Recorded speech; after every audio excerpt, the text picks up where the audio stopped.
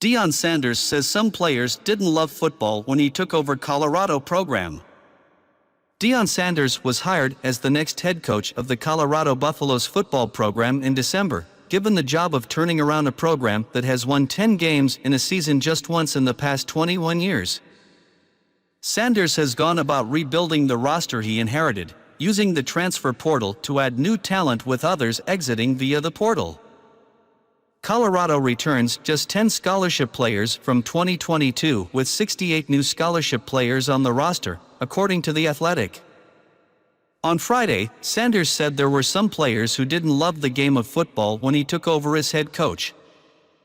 "It was tremendously tough, because you had some young men that just didn't want to play the game. They didn't love football.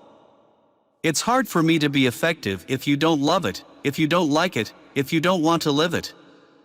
That's tough," Sanders said when asked whether it was difficult implementing his program when he first took over. "That's tremendously tough when you're looking at a body of just dead eyes.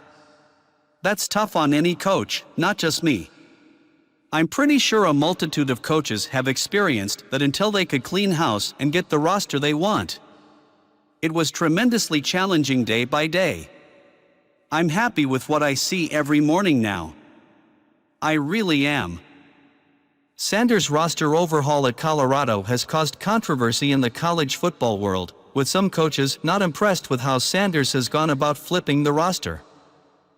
Following Colorado's spring game, Sanders used an NCAA rule that stipulates that first-year head coaches may cut players from the roster, although the university must honor the players' scholarships.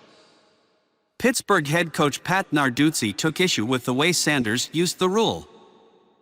"I grew up in a profession that you can't tell a guy that he has to leave based on athletic ability," Narduzzi told 247 Sports in May.